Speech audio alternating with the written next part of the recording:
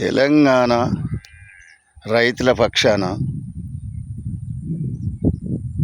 ప్రభుత్వాన్ని రిక్వెస్ట్గా చేసి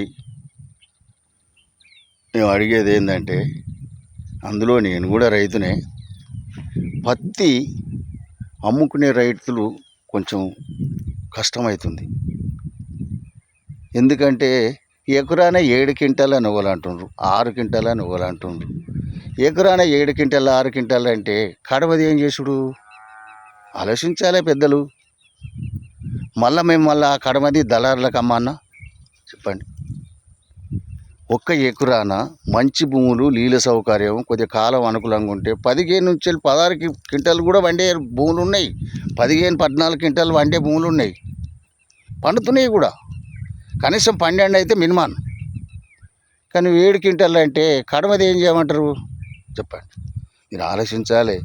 మమ్మల్ని దళారుల చేతులకు పంపుతారా రైతులని? మాకేదో ఓ రేటు నిర్ణయించారు, ప్రభుత్వం కొనుగోలు చేస్తుంది, మాకు చాలా సంతోషం. కానీ ఎకరాన 7 క్వింటాలు అంటే ఇది కరెక్ట్ కాదు. ఆలోచించండి, పెద్దలు ఉన్నారు. కష్టపడి పండించిన రైతును ఎంకరేజ్ చేయాలి. ఎకరాన 15, 14 క్వింటాలు పండించిన రైతును ఎంకరేజ్ చేయాలి, ప్రైజులు ఇవ్వాలి. మంచి కష్టపడుతున్న మంచి రైతు అని విడిచియాలి. అట్లా కానీ తక్కువ పండించడం అంటే 7 క్వింటాలు పండించడం అంటే అది కరెక్ట్ కాదు కదా. తక్కువ పండించిన రైతు మంచోడా, ఎక్కువ పండించిన రైతు మంచోడా? కష్టపడి ఎక్కువ పండించిన రైతుని ఎంకరేజ్ చేయాలి మీరు. కానీ అది ఏమైనా స్మగ్లింగ్ చేసి భూమిలోకి వెళ్ళి అది చేసి తీసేది కాదు కదా. కష్టపడి చేస్తేనే పత్తి పండుతుంది. దాన్ని కొనుగోలు కాడ మీరు 7 క్వింటాలు, 8 క్వింటాలు పండితే సంతోషమే కదా. భూమిలోకి వెళ్ళి పండించింది కదా. మేమైతే వేరే రకంగా దాన్ని వేరే నకిలీగా తయారు చేసేది అది ఇది కాదు కదా. ఎక్కువ కష్టపడి భూమి మంచిదై నీళ్ళు అనుకూలంగా ఉంటే కొంచెం ఎక్కువ వెళ్తే నువ్వు తీసుకోవాలి. కానీ 7 క్వింటాలు అంటే తక్కువ వండడంతో ఎక్కువ కష్టపడడంతో అంటే పొద్దుగా పని చేసినంతో గంతే, 2 వద్దులకు పని చేసినంతో గంతేనా చెప్పండి. 24 గంటలు కష్టపడి మంచి పని చేసిన వాడికి 12, 13 క్వింటాలు ఇటు వెళ్తుంది మంచిగా, భూమి మంచిది అయితే.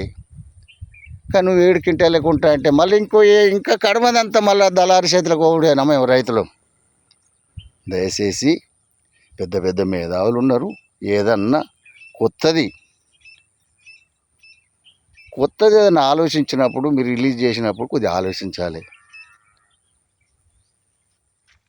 ఇంతే కొనాలి, 7 క్వింటాలే కొనాలంటే మరి ఇప్పుడు మీరు కొంచెం ఆలోచించాలి. ఎకరాన 7 క్వింటాలే పండుతుందా, 8 క్వింటాలు పండుతుందా? ఓ 2 క్వింటాలు ఎక్కువ పెట్టి మీరు జీవో రిలీజ్ చేయాలి. కానీ మీరు పండేదానికన్నా తక్కువ పెట్టి రిలీజ్ చేస్తే ఎక్కువ పండింది మమ్మల్ని ఏం చేయమంటారు చెప్పండి. దయచేసి ప్రభుత్వాన్ని రిక్వెస్ట్గా అడిగేది ఏంటంటే, రైతులను మళ్ళా దళారీ చేతులకు పోకుండా చూడండి, రైతులను కాపాడండి.